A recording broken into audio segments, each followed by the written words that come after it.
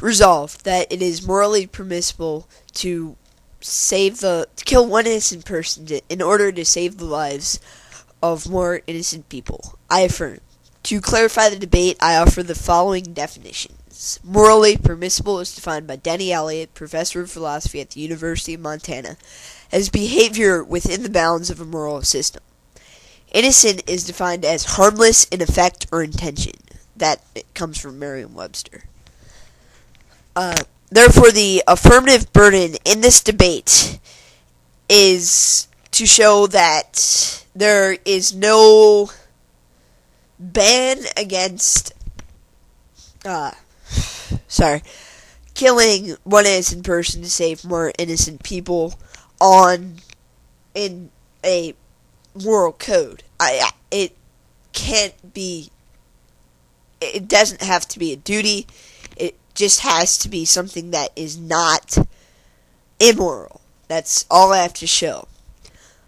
Also, both sides can present examples that support their case, but keep in mind that when the negative side presents their values, that they are pretty much irrelevant, because as long as I am able to establish that there are situations in which this action is able to be permitted, I have fulfilled my burden.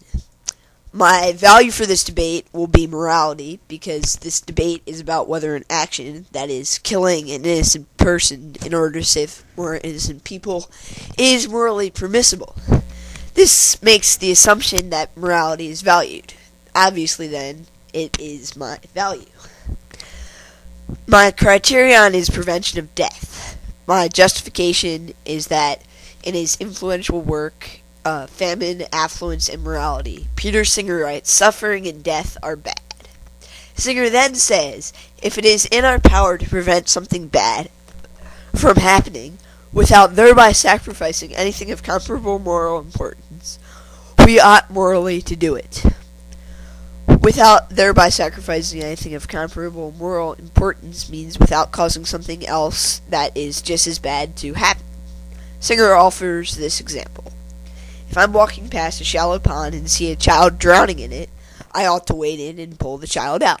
This will mean getting my clothes muddy, but this is insignificant, while the death of the child would presumably be a very bad thing. Therefore, we ought to prevent death.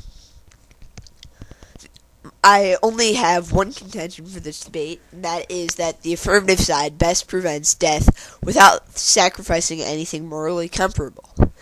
The affirmative kills one person, sacrificing one's life to save more lives, while the negative sacrifices multiple lives to prevent the death of one person. The affirmative prevents more death and sacrifices less lives. Although my opponent may argue that one person's life is of comparable moral value, this is a very flawed argument, because this is just saying that one life is worth just as much as 1 billion lives. And that is just absurd. Therefore, I conclude that the affirmative side is the side that best upholds morality by preventing death, so it clearly follows that it is morally permissible to kill one innocent person to save more innocent people. I now stand ready for cross-examination.